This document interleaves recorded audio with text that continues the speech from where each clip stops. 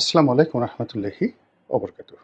সম্মানিত দর্শক, বিএনপির সঙ্গে বর্তমান সরকারের সমস্যা কি, মানে ডক্টর মোহাম্মদ ইউনূস সরকারের সমস্যা কি, আর ক্যান্টনমেন্টের সঙ্গে বা উত্তরপাড়ার সঙ্গে বিএনপির সমস্যা কি।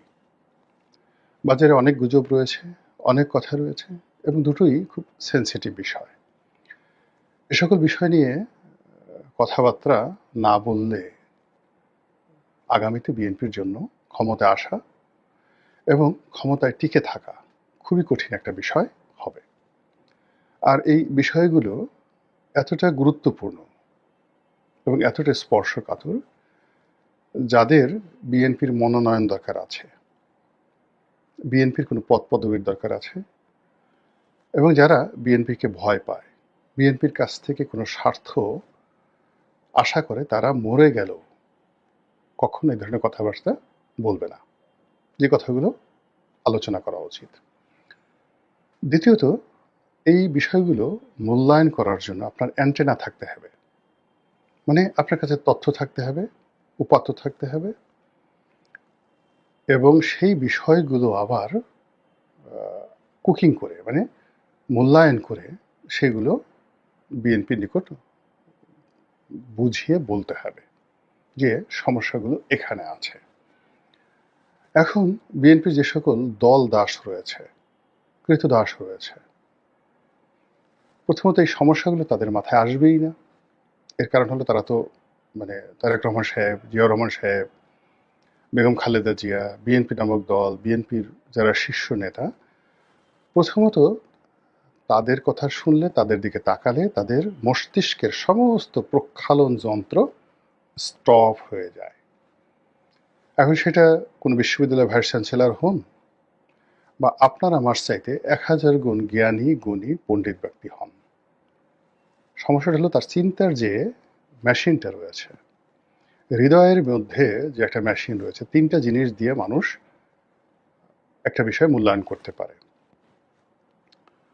প্রথমত হলো তার তথ্য লাগবে, প্রচুর ডাটা লাগবে, আর সেই ডাটাগুলো সে মস্তিষ্কে ঢুকাবে। মস্তিষ্কে তার যে পাওয়ার রয়েছে, সেই পাওয়ার অনুযায়ী সেটা প্রসেস হবে মস্তিষ্কের মধ্যে। প্রসেস হওয়ার পরে ওখান থেকে একটা যে জিস্ট তৈরি হবে, আপনি ধরুন আপনি গম ঢুকালেন, সেগুলো আটা হয়ে গেল। তো তথ্যগুলো আপনি মস্তিষ্কে ঢুকালেন, তথ্য থাকতে হবে। তো সেইটা নতুন একটা জিনিস, একটা মণ্ড তৈরি করলো রুটি বানানোর জন্য। এরপরে সেটাকে আপনি কি আকার দেবেন, আকৃতি দেবেন, এই জন্য আপনার হৃদয়, রুচি, অভিরুচি, সাহস, শক্তি, এই জিনিসগুলো থাকতে হবে।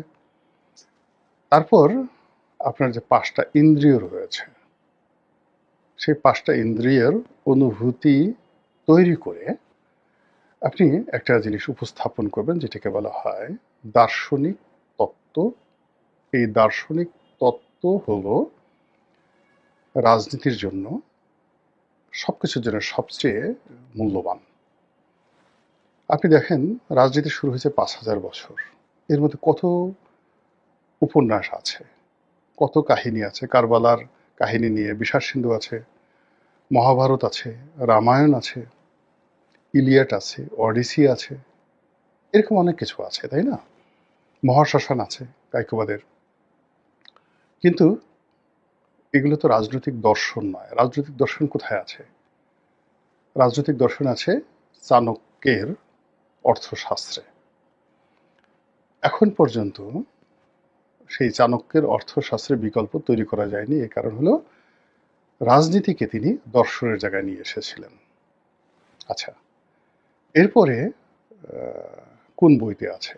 এর মধ্যে আছে আকবরনামাতে, আইনি আকবরীতে। এই দুটো বইয়ের রচয়িতা সেই সম্রাট আকবরের অন্যতম মন্ত্রী দার্শনিক আবুল ফজলের। দার্শনিকতা কোথায় আছে? সেটা আছে সেই সানঝুর আর্ট অফ ওয়ারে। দার্শনিকতা কোথায় আছে? কোড অফ নেপোলিয়নে, সম্রাট নেপোলিয়ন যেটা লিখেছিলেন, দ্য কোড অফ নেপোলিয়ন। দার্শনিকতা কোথায় আছে? দার্শনিকতা আছে ইবনে খালদুনের আল মুকাদ্দিমা এই বইতে।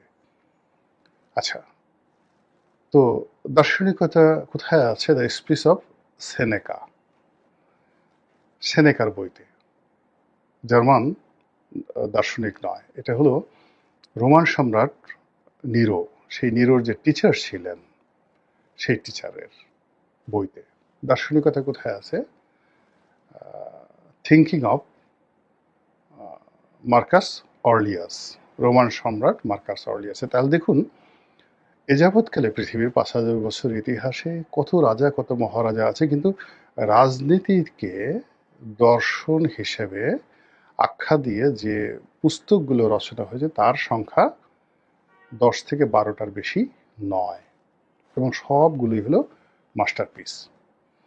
এখন আপনি হেগেলের নাম শুনেছেন, অনেক দার্শনিকের নাম শুনেছেন, হাজার হাজার দর্শন শাস্ত্রের বই আছে। তো এই সকল দর্শন শাস্ত্রের বইয়ের বাইরে হাজার হাজার গল্প সাহিত্য উপন্যাস রয়েছে, কিন্তু রাজনীতিতে যে মাস্টারপিস যে বইগুলো, সেগুলো দ্য প্রিন্স, ম্যাকিয়াভেলির প্রিন্স বলেন কিংবা চাণক্যের অর্থশাস্ত্র বলেন, এইগুলোর ধারের কাছে কোনো জ্ঞানের বই পৃথিবীতে নেই। তো বিএনপির জন্য, আওয়ামী লীগের জন্য বা ডক্টর মোহাম্মদ ইউনূসের জন্য এই মুহূর্তে সবচেয়ে বেশি দরকার হলো ম্যাকিয়াভেলির প্রিন্স বোঝা, পড়া এবং এটি অনুযায়ী সিদ্ধান্ত নেওয়া। চাণক্যের অর্থশাস্ত্র পড়া, আল মুকাদ্দমা পড়া এবং সে অনুযায়ী তাদেরকে সিদ্ধান্ত নেওয়া। আর একটা বই আছে, সেটা হলো রোড টু মক্কা। এটা দর্শন নয়, ইতিহাস এবং দর্শনের মাঝামাঝি একটা জায়গা, যেখান থেকে অনেক সিদ্ধান্ত গ্রহণ করা যেতে পারে। আবুল আসাদের লেখা রোড টু মক্কা। আরও একটা বই আছে, সেটা দর্শন নয়, ইতিহাসের বই, সেটা হলো দ্য হিস্ট্রিয়া, হিরোডোটাসের লেখা বই। আরও আছে সোলনের the first constitution in the world, তো সোলন যেটা রচনা করেছিলেন। তো এই জিনিসগুলো যদি যে রাজদরবারের চর্চা হয়, ওই রাজদরবার ২০০ বছর, ৩০০ বছর, ৫০০ বছর যাকে বলা হয় টিকে যায়। আপনি চিন্তা করেন যে সুলতান সুলেমানের রাজদরবার, সেখানে ম্যাকিভেলির প্রিন্স প্রতিনিয়ত সেখানে অনুশীলন হতো, পর্যালোচনা হতো এবং প্রতিদিন এটা নিয়ে তর্ক বিতর্ক হতো। সুলতান সুলেমানের অটোম্যান। আপনি চিন্তা করেন, এই যে সোলনের যে ফার্স্ট কনস্টিটিউশন, কিংবা ধরুন সেই প্লেটোর বই the writings of Socrates, the speech of Socrates, এইগুলো নিয়ে বাদশাহ হারুন আর রশিদ, খলিফাল মামুন, তাদের যে বায়তুল হিকমা, সেই তাদের একটা সেই যে বায়তুল হিকমা ছিল, সেই বায়তুল হিকমা মানে লাইব্রেরি, সেখানে এটা নিয়ে আলোচনা হতো। আপনি চিন্তা করেন যে ফেরাউনদের, আজ থেকে ওই যে মুসা নবীর জামানাতে তাদের যে লাইব্রেরি, তো সেই লাইব্রেরিতে যে সকল কালেকশন, সেই কালেকশন দেখে নেপোলিয়ন বোনাপার্ট দুনিয়া ভুলে গিয়েছিলেন। তার যে প্রায় ১,০০০ নেভাল শিপ ব্রিটিশ আর্মি পুড়িয়ে দিয়েছিল, তো সে বলছে, তার সৈন্যবাহিনী এসে বলল যে স্যার সব তো পুড়িয়ে দিয়েছে, আমরা তো যেতে পারবো না। বলে, তাতে কি হয়েছে? What happen, why you have disturb me, আমি তো এর চেয়ে গুরুত্বপূর্ণ কাজ করতেছি। এই দর্শন শাস্ত্র বুঝতে পারার কারণেই একজন নেপোলিয়ন বোনাপার্ট হয়েছিলেন। এখন বিএনপি যে ক্ষমতায় যাবে, তাকে আগে বুঝতে হবে যে কেন ২০০৬ সনে তাদের ক্ষমতা চলে গিয়েছিল। This is the first question. তো যেই কারণে বিএনপির ক্ষমতা চলে গিয়েছিল এবং যেই কারণে ১-১১ হয়েছিল, সেই কারণের প্রতিকারণ বিএনপি ঘটাতে পেরেছে। মানে যে অন্যায়গুলো হয়েছে, ধরুন আপনি একজনের গালে একটা চড় বসিয়ে দিয়েছেন, সে আপনাকে মারার জন্য খুঁজতেছে।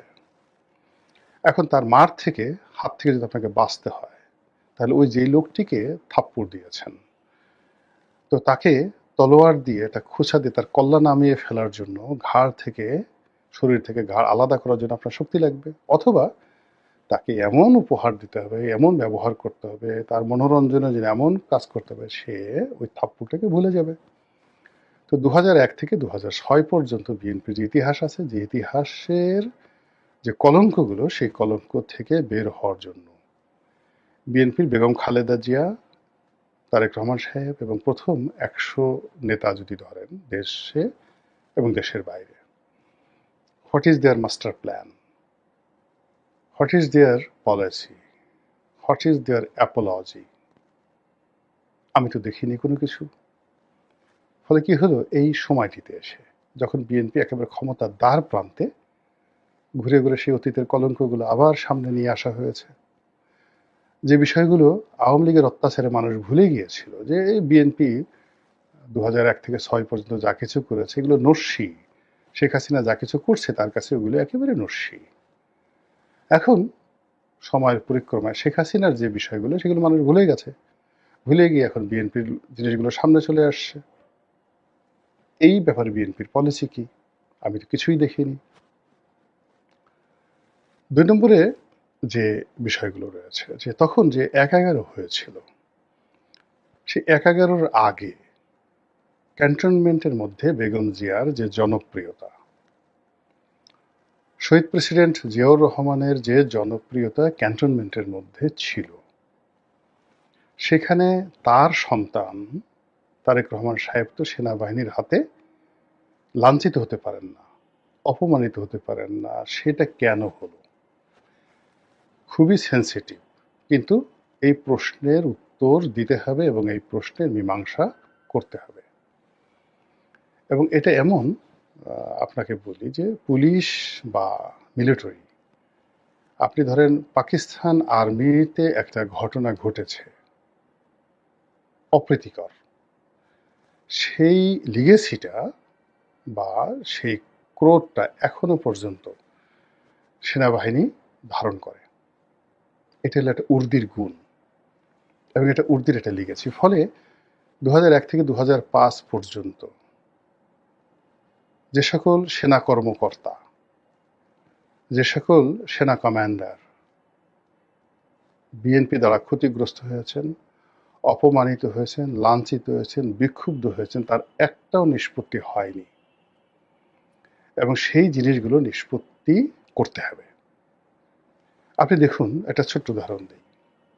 বঙ্গবন্ধু এবং আওয়ামী লীগ, তাদের সঙ্গে সেনাবাহিনীর যে দূরত্ব, সেটা ছিল যে সেনাবাহিনীর মধ্যে দুটো গুজব ছড়িয়ে পড়েছিল যে শেখ মুজিবুর রহমান চাচ্ছে না যে সেনাবাহিনী থাকুক।